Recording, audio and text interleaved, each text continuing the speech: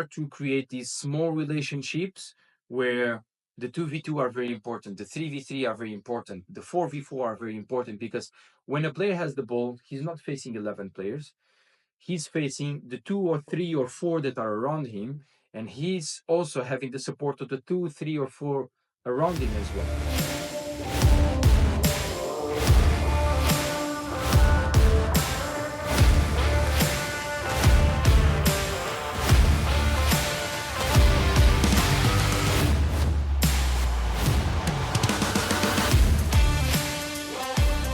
Hi everyone, welcome to Be on the Ball.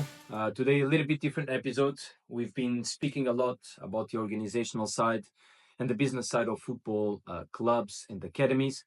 Today, I want to speak about the tactical approach. So this is something that is also an aspect that we need to cover on Beyond the Ball, and something that I'm really passionate about, which is talking about tactics, training sessions, and approaches to the style of play. So we're going to start about talking about Paris Saint-Germain, the French side. They already won the league. They are on their way to the semifinals of Champions League. And I'm going to try to guide you through the offensive process first. And then in the future, I'm going to speak about the defensive approach and strategies as well. And starting by that, of course, this is only an example, a simple example of one of the ways that they approach the game, the positional game, of course. I'm a big fan of Luis Enrique. I'm a big fan also of their style of play. And this is something that I'm trying to create here. So as you can see, the build-up, they normally position themselves in a line of 3 defenders. On the first leg, we had Beraldo, then we had Pacho and Nuno Mendes. On the second leg, we had Marquinhos, Pacho in the center, and then Nuno Mendes on the left. And this is, again, and you're going to understand it in the end, this is, the names are not important, okay? The positional game, on Luis Enrique's perspective, it's much more important the structure itself than the players that are there. And this is something unique, and this is where I find magic what Paris Saint-Germain has been doing. So then you have 2 holding midfielders. Normally, again, we are navigating between Vitinha, João Neves, Fabian Ruiz, but again, it can be Hakimi as well. Sometimes Dembele drops, or even the wingers can drop to those positions. Again, it's maximum flexibility, maximum rotation, but at the same time, maximum responsibility. So I'm taking this example, the ball is on the goalkeeper, and we'll go to one of the center backs on the sides. So in this case will be Marquinhos or Nuno Mendes. And the 4 most important players that I can see once the ball starts are these 4. So the ones that are wide on the wings and the holding midfielders. They are going to define where the other ones will move to. Of course, when the ball is there, they want to make sure that they have 3 direct options. So this will be the right option, the left, and also the center one. So these 3 are crucial if you want to play a positional possession based game. But then, of course, this model, they created a lot of options. You can go and try to find the second holding midfielder if there's space for that. You can also try to find the depth. We normally would be the striker, Dembele. So there's a lot of movements that can happen here, a lot of passing options. But the most important is that if a player has the ball, it always needs to be, or she always has to be 3 options. They have to be the left, the right, and also the center one. And then they're also going to find the depth. They can even go on the long pass depending on the position. And this is something that I'm going to cover in the future. But they can also find the depth with the opposite player, the opposite wingers, etc., depending on the ball positioning and where they are on the field. Of course, and I want this example to only be a demonstration of something that can happen and the mobility that needs to happen on this kind of play. Let's imagine that the ball goes across to Nuno Mendes. We can see that, again, let's give you names. João Neves makes a side movement to the left side. This is something that happens a lot with Paris Saint-Germain. Now, the problem, if you think about the structure of the 3-2-5, is that there will be an empty space. So one of these players, of course, the wingman will not be the one that probably will drop to that position, but he will need to find a space to occupy. But then there are two players that can go there. It can be the internal winger that goes there, it can be the striker that goes there, or in some cases, it can also be the second holding midfielder that just travels with the ball and occupies that position.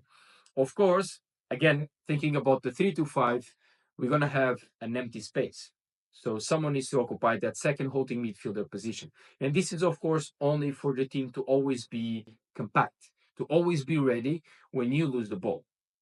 So we never know who's going to be where. And this is where Paris Saint-Germain makes their magic, because it's completely different if you have Nuno Mendes with the ball or if you have João Neves that dropped to the defensive line on the line of three. And then on the left side, you might have Fabio Ruiz, you might have Dembele, Doe, Barcola. You never know who's going to be in that position. You never know who is going to be the player. And of course, this makes us go back to the fundamentals. So when you think about positional game, normally you think about a rigid structure. And if you think about other teams that approach these games, so I've been at times I've been speaking a little bit about Manchester City as well, and their structure is much more rigid, although they also go on the positional game, but much more rigid in terms of the players that are going to occupy each position. So it's much easier to predict who is going to be on the left side, who's going to be the holding midfielder, etc. Whereas in Paris Saint-Germain, you have no idea who's going to be there. Apart from Marquinhos and Pacho, I would say that you have no idea who's going to be in each position. Nuno Mendes might be on the line of three. Nuno Mendes might be on the wing. Nuno Mendes might be as the internal winger, the one that tries to navigate between the defensive and the midfield opposite lines. You never know who's going to be where. So there's maximum rotation, maximum freedom, but there's also maximum responsibility. And this is where the risks are also taking a decisive step on this approach. But before going to the risks, I want you to think about the two main things: space and time. So this is not a trend, and recently I've heard someone saying that space and time is something that is belongs to the past. When you play positional game, and this is why some teams struggle, like Manchester United, for example, the player's profile, it's very much connected to this. Not only because you need to have someone with the qualities to, when you lose the ball, to press them, to find the best passing option, to make the first touch to be amazing and allowing you to make the second touch, normally the pass, to go to the right foot. So if I'm playing to Marquinhos, it's different to play to Nuno Mendes, because I know one is right footed and the other one is left footed. And the player's profile, of course, in this kind of game or style of play, this offensive approach, you are going to need someone that is very, very intelligent, someone that can have a superlative knowledge of the game, because they understand already that in order to create space, they need the time, they need the patience to retain the ball at times, attract pressure. And then when you attract pressure, because you always know that you are playing against less players than you have, you start to create these small relationships where the 2v2 are very important, the 3v3 are very important, the 4v4 are very important, because when a player has the ball, he's not facing 11 players, he's facing the two or three or four that are around him, and he's also having the support of the two, three, or four around him as well. So it's these small relationships that you need to create a lot of inputs, especially on the development stages. But it's these kind of inputs that you need to create in your team and their style of play and their offensive strategies.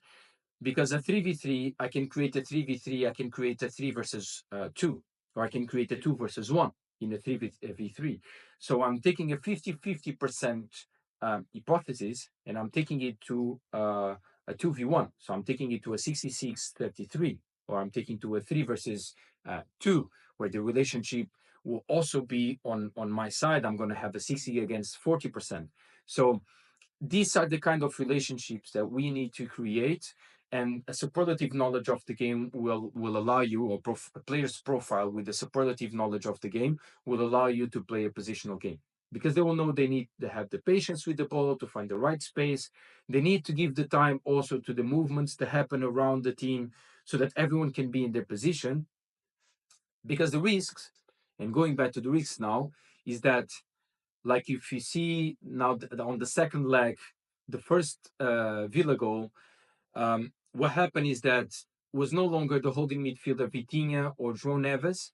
We had Dembele on that position. And the reaction when the team loses the ball is not the same, and you cannot expect that from the forward that you're going to have from a midfielder. It's not going to be the same. So the movement and the freedom is always aligned with the risks. And the risks are the defensive transition in 99% of the cases. Because if I have a different profile in a different position where he or she is not so used to, you're gonna struggle when you lose the ball, because of course the reaction will not be the same.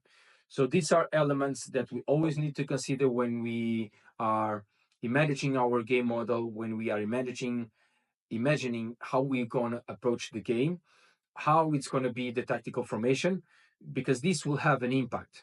It's different to attack with a line of three, two, and then five, in regards to a 3-4-3, or even a 4-4-2, or 4-3-3, or 4-1-4-1 is completely different. Although I think that coaches try to get these in too much depth to the players, where the players they need a simpler information.